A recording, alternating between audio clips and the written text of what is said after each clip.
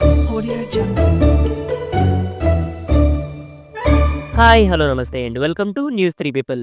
Finally ఎప్పటినుంచో delay అవుతూ వస్తున్న పవన్ కళ్యాణ్ గారి హరిహర వీరమల్లు మూవీ చూసి రావడం జరిగింది.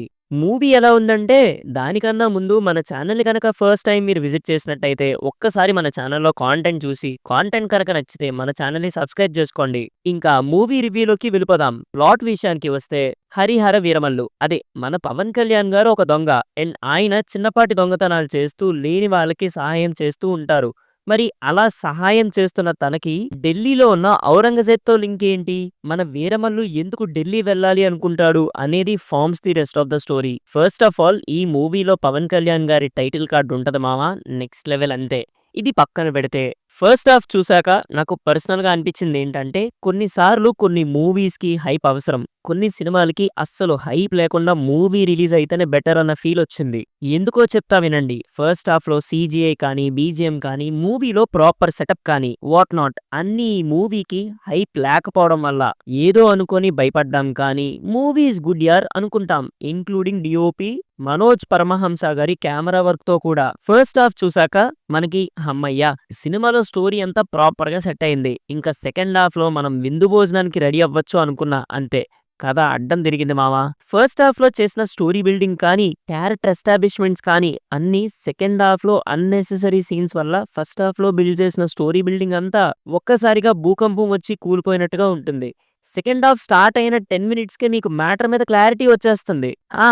అయిపోయింది. మన పనయిపోయింది అని. ఇప్పుడు సెకండ్ హాఫ్‌లో మేజర్ దారుణం గురించి మీకు చెప్తా వినండి. సీజీఐ. యెస్. మీకు చెప్పా కదా! ఫస్ట్ హాఫ్‌లో సీజీఐ ఈస్ టూ గుడ్ అని. దానికి ఆపోజిట్ వర్డ్ ఇక్కడ మనం వాడాలి. అదే టూ బ్యాడ్. మామూలు బ్యాడ్ కూడా కాదు మామ.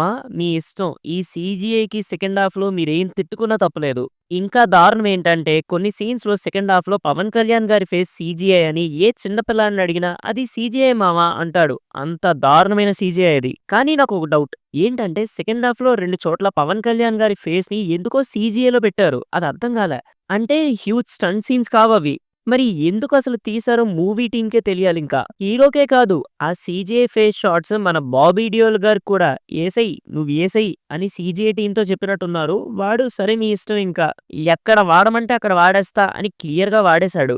ఇంకా మూవీ క్లైమాక్స్ అయితే నేను థియేటర్‌లోనే ఆ సీన్స్ అన్నీ మర్చిపోయా మామ. ఇంకా దాని గురించి ఎక్కువ డిస్కషన్ కూడా వద్దు. నాకు నిజంగా ఒక విషయంలో బాధగా ఉంది. అదే ఏఎం రత్నం గారి గురించి. ఆయన ఎన్నో కష్టాలు పడి ఈ సినిమా తీశారు. కానీ సినిమా ఇలా అయిపోయింది. ఒకటే మామ, మీరు మూవీ చూసుంటే మీకు ఐడియా ఆర్ ఏమైనా టాక్‌తో తెలిసుంటే మూవీ ఫస్ట్ హాఫ్ ఎవరు డైరెక్ట్ చేశారు? మూవీ సెకండ్ హాఫ్ ఎవరు డైరెక్ట్ చేశారో తెలుసుకోవాలనుంది మామ. ఎందుకంటే మూవీని ఫస్ట్ టేక్ ఓవర్ చేసింది క్రిష్ గారు. కానీ ఆయన ఎంతవరకు షూట్ చేశారు? తర్వాత ఎక్కడి నుంచి జ్యోతి కృష్ణ గారు డైరెక్ట్ చేశారో తెలుసుకోవాలనుంది. ఈ వీడియో చూస్తున్న మీలో ఎవరికైనా ఈ క్వెషన్‌కి ఆన్సర్ తెలిస్తే కొంచెం కామెంట్స్‌లో చెప్పండయ్యా. ఇంకా 'హరిహర వీరమల్లు పార్ట్ 2' సంగతి ఏంటి అని అడుగుతారా? ఏమో నాకు తెలీదమ్మా. నన్నైతే అడక్కండి. ఇంకా ఫైనలీ మన news 3 people version of rating విషయానికి వస్తే ఇట్స్ ఎ రెడ్ సిగ్నల్. నా సైడ్ నుంచి నో రికమెండేషన్. ఇంకా మీ ఇష్టం. అసలు పవన్ కళ్యాణ్ గారు ఎలా ఒప్పుకున్నారో సెకండ్ హాఫ్. ఇంకా పవన్ కళ్యాణ్ గారి ఫ్యాన్స్ ఏ మూవీ కోసమైనా వేచి చూడాలి అనంటే అది 'ఓజీ' ఒకటే మామ నాకు తెలిసి. మరి మీరు మూవీ చూసారా? మరి మీకు మూవీ ఎలా అనిపించింది? కామెంట్స్‌లో చెప్పండి. అండ్ తప్పకుండా మన వీడియోస్‌ని మీ ఫ్రెండ్స్ అండ్ ఫ్యామిలీతో షేర్ చేయండి. అండ్ ఈ మూవీ రివ్యూని కూడా మీ ఫ్రెండ్స్ అండ్ ఫ్యామిలీతో షేర్ చేయండి. అంతవరకు మళ్ళీ ఇంకో కొత్త మూవీ రివ్యూతో మళ్ళీ మీ ముందుంటా. Until then take care and bye by.